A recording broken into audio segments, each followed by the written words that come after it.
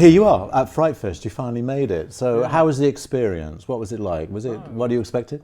Yeah, well, it was wild. I mean, yesterday was crazy. I mean, it's so many people and so much love for the genre, and so many people who have, seen my other little movies. It's crazy.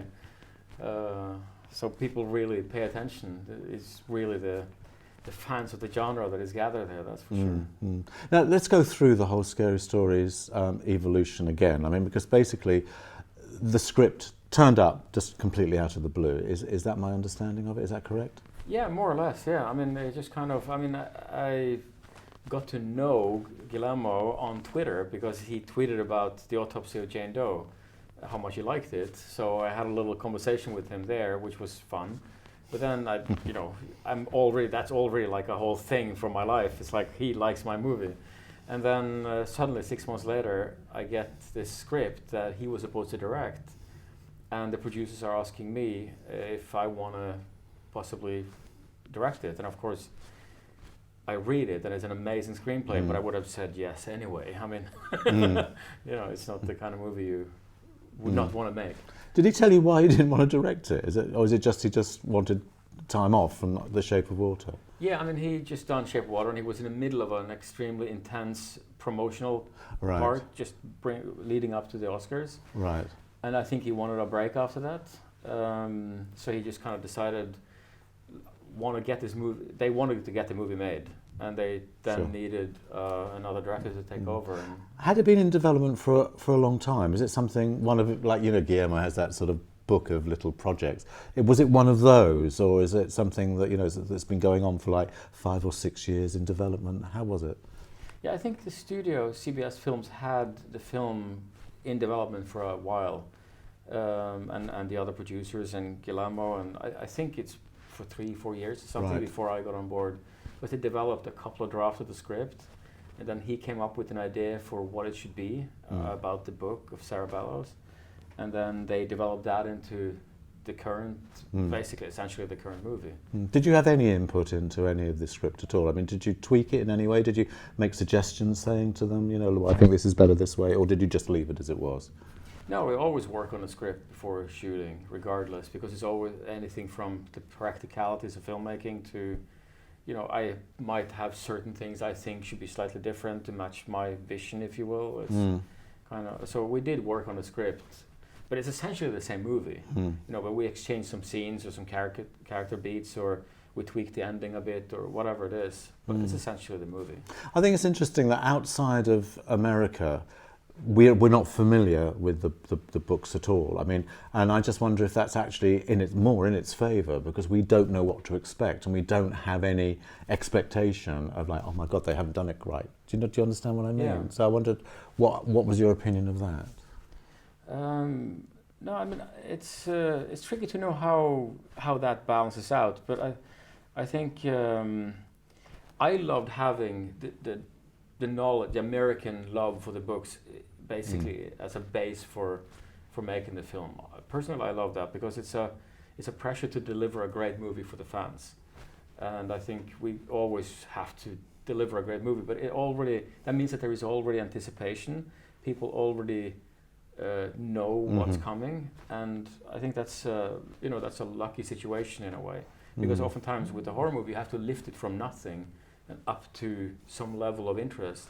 And that level of interest comes for free when you have something like that. And that's helpful. But in the end, as you say, it's possible that in Europe and other parts of the world, the movie you will come to it with blank pages in a way. And that could also be a very exciting way to see the film. Did he send you the book along with the script, so you knew what it was actually on, or did you actually research it after you'd read the script?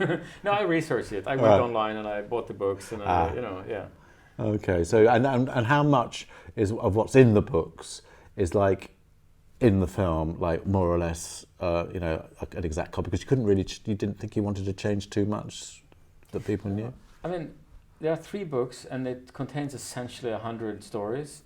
And in the end, obviously, you can't really fit all that into a movie. So the writers in Guillermo had a like an American Idol kind of process with dwindling 100 down to 5, 10, and then figuring out how to massage that into a story.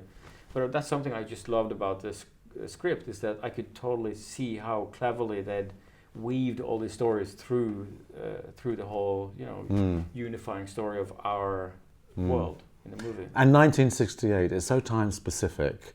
Now, why? I mean, it was a very turbulent year in American history and world history, but especially in the US. So, the Vietnam War was raging. There was the election of a president. There were 2 horrible assassinations. Nuclear weapons was very in the presence of everybody's minds. That's also a great place to put a story of horrors in a way. And also it reflects to a degree certain parts of the times we live in today. And also a big idea in the movie is that stories told can hurt you. And if they're lies and if they're negative, you can really hurt somebody with stories. And that's something that is very evident today as well. With social media, you put something out there, it's impossible to take back. So the little village of whispers and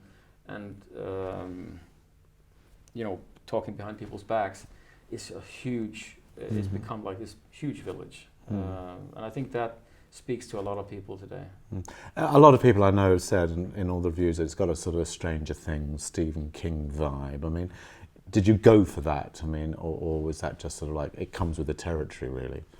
I mean, obviously, Stranger Things comes from somewhere else. It comes from the Amblin period of the 1980s, and so we kind of go back to that same well in a way.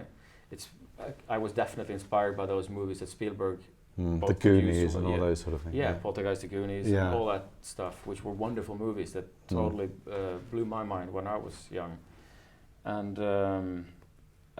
they, but I have to say, Stranger Things and a movie like It is definitely a big reason why this movie can exist, because it's the success of those projects have opened the doorway to create more stories and in this kind of space with young people leading the charge.